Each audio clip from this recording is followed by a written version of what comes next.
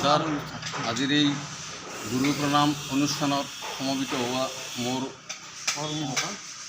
মণ্ডল কংগ্ৰেছৰ কৰ্মীসকল আৰু মৰমৰ মোৰ অতি শ্ৰদ্ধাৰ শিক্ষাগুৰু সন্মানীয় দেৱেশ্বৰ বুজৰবুৰা ছাৰ, আজি আমাৰ APCCৰ নিৰ্দেশ মতে যি গুৰু প্ৰণাম অনুষ্ঠান অৰ্থাৎ এই যি আমাৰ 5 ছেপ্টেম্বৰ শিক্ষক দিৱসৰ লগত সংগতি ৰাখি গুৰু প্ৰণাম যি অনুষ্ঠান, এই অনুষ্ঠানৰ লগত সংগতি ৰাখি প্ৰতিজন শিক্ষাগুৰুৰ ওচৰত গৈ আমি আশীৰ্বাদ লোৱা আৰু তেখেতসকলৰ যি মানে চিন্তা চৰ্চা, তেখেতসকলৰ চিন্তা চৰ্চাক সন্মান জনাই আমি আশীৰ্বাদ লোৱা আৰু ভৱিষ্যতৰ যি তেখেতসকলৰ অৱস্থাৰ প্ৰতি আমি মানে সদায় দায়বদ্ধতাৰ প্ৰতি নজৰ ৰাখি আমি তেখেতসকলৰ খবৰ ল'বলৈ আহিছোঁ। আৰু গুৰু প্ৰণাম অনুষ্ঠানৰ জৰিয়তে আজি জয়ন্তীপুৰ মণ্ডল কংগ্ৰেছৰ অন্তৰ্গত যিখিনি প্ৰাক্তন শিক্ষক শিক্ষয়িত্ৰী আছে তেখেতসকলৰ আমি ঘৰে ঘৰে যাম আৰু ঘৰে ঘৰে গৈ আমি গুৰু প্ৰণাম অৰ্থাৎ দলীয়ভাৱে আশীৰ্বাদ লোৱাৰ এটা চেষ্টা কৰিম।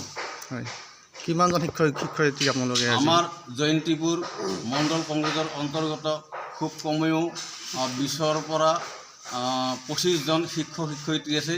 তেখেতসকলৰ প্ৰতিজনৰ ঘৰে ঘৰে যাম আৰু গৈ তেখেতসকলৰ পৰা আমি আশীৰ্বাদ বিচাৰিম আৰু তেখেতসকলৰ অৱস্থাৰ আমি বুজ ল'ম।